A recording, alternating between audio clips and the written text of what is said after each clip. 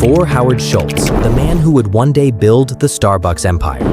One of the most important moments of his life happened when he was just 7 years old. His father had lost his job after slipping on ice and breaking his hip and ankle. No insurance, no savings, no safety net.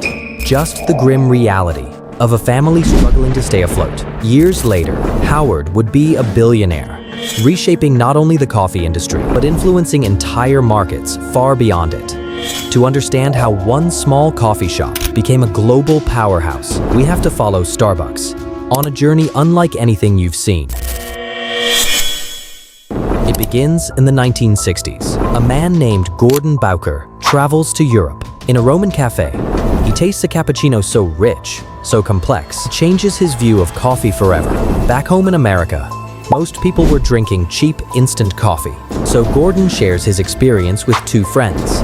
And in 1971, the three of them open a small shop in Seattle called Starbucks. Back then, Starbucks was nothing like it is today. No caramel macchiatos, no pumpkin spice lattes. They sold high-quality coffee beans and brewing equipment, but you couldn't even buy a cup of coffee there. Growth was slow, but steady. By 1981, they had 4 stores, and then Howard Schultz enters the story. At the time, he was a young executive at a company supplying Starbucks. He noticed they were placing unusually large orders. Curious, he visited one of their shops, tasted their coffee, and knew instantly he had to be part of this. The founders weren't thrilled about bringing in an outsider. Even Howard's mother thought it was a bad move. But Howard saw something no one else did. After more than a year of persistence, they finally let him join. Then came the trip that changed everything.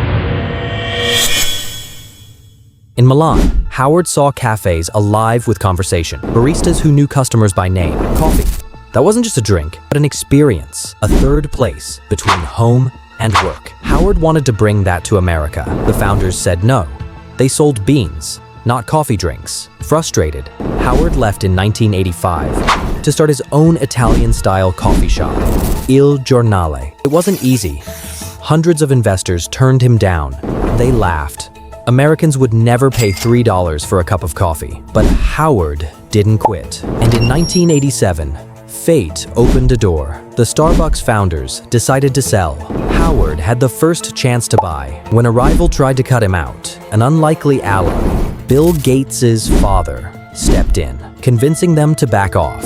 Howard scraped together $3.8 million and bought Starbucks. Overnight, the brand went from a bean retailer to a place you could sit, sip, and stay a while. From that point, expansion was relentless. In 1987, they had 17 stores. By the late 1990s, they were in Japan, the UK, and beyond. At their fastest growth, Starbucks was opening over 7 new stores every single day. By 2008, they had more than 16,000 locations. But then, the financial crisis hit. Sales collapsed. Stock prices halved. And Howard realized growth had come at a cost. The Starbucks experience was fading. He returned as CEO and in one bold move, shut down every US store for a full day, retraining over 100,000 baristas. It was costly, but symbolic. They brought back in-store bean grinding.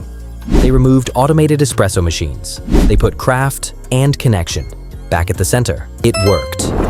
By 2009, Starbucks was growing again. Today, Starbucks is far more than coffee.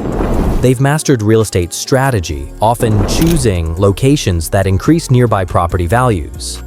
Analysts even call it the Frappuccino effect. Their app? It's basically a bank. At any given time, it holds over $1.5 billion in customer balances, an interest-free loan that fuels more expansion. And here's the secret.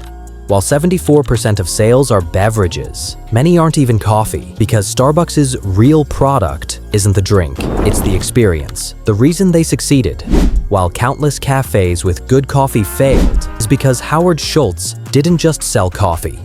He sold a feeling, a space, a brand. And that's why, decades after that first tiny shop in Seattle, Starbucks is still growing, still evolving, and still shaping how the world drinks coffee.